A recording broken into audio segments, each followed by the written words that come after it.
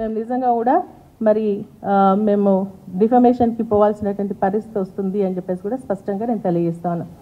ఈ రోజుకు సంబంధించిన కొన్ని ఇష్యూస్ పైన కూడా ప్రోటోకాల్కి సంబంధించినటువంటి ఇష్యూస్ పైన కూడా మన ప్రభాకర్ గారి మరి అదేవిధంగా మన మైపాల్ రెడ్డి గారు కానీ అదేవిధంగా మా మాణిక్యరావు గారు కానీ చింతా ప్రభాకర్ గారు ఎదుర్కొంటున్నారు.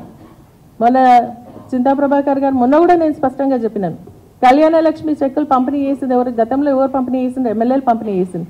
అదేవిధంగా ఈరోజు వారు పంపిణీ చేసేందుకు వెళ్తే అక్కడ ఉన్నటువంటి కాంగ్రెస్ పార్టీ ఇన్ఛార్జీలు వచ్చి ఆయన ఇలాగ ఆయనకు ఆరోగ్యం బాగాలేదు అయినప్పటికీ కూడా ఆయన పక్కకి జరిపి వాళ్ళు ఇచ్చినటువంటి పరిస్థితి ఉంది.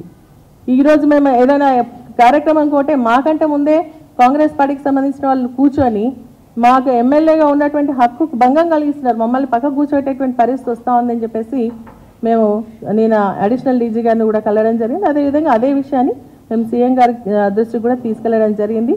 అభివృద్ధికి సహకరించాలని అడిగినాం. ప్రజలు గెలిపించినటువంటి ఎమ్మెల్యేలుగా మాకు మరి సహకరించి మా నియోజకవర్గ అభివృద్ధి ఇంతకుముందు ఇచ్చినటువంటి శాంక్షన్స్ ఆపేయడం జరిగింది, అవన్నీ కూడా ఇవ్వాలని చెప్పేసి చెప్పడం జరిగింది.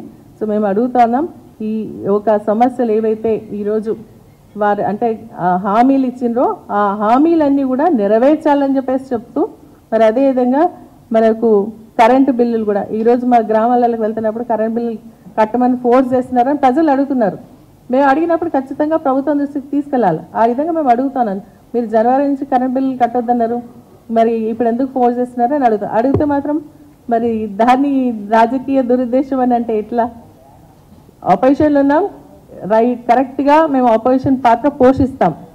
ఇప్పుడు కానీ అసెంబ్లీలో కూడా మా వాదనని వినిపిస్తాం ప్రజల పక్షాన. అదేవిధంగా ప్రజలకు సంబంధించినటువంటి సమస్యలు కూడా మరి ముఖ్యమంత్రి గారు కానీ మంత్రులు కానీ అధికారుల దగ్గర కానీ వెళ్ళాల్సినటువంటి బాధ్యత మా పైన ఉంది, ఖచ్చితంగా వెళ్తాం. దీన్ని మేము నిజంగా నిన్నటి నుంచి వస్తున్న దాన్ని చూస్తుంటే చాలా బాధ అనిపిస్తుంది. ఎందుకంటే ఒక సీనియర్ శాసనసభ్యులుగా ఇటువంటి అపనిందలు మరి నా మీద వేయడం అనేది మంచిది కాదు అని చెప్పేసి కూడా నేను చెప్తాను. ఇటువంటి మీడియాలో వచ్చేటువంటి కథనాలు ఏమున్నా కూడా స్పష్టంగా మమ్మల్ని అడగండి, మా ఒక ఉద్దేశం తీసుకొని వేయాలే తప్ప మా పైన మరి దుష్ప్రచారం చేసే విధంగా ఉండొద్దు అని చెప్పేసి కూడా నేను స్పష్టంగా తెలియజేస్తా ఉన్నాను.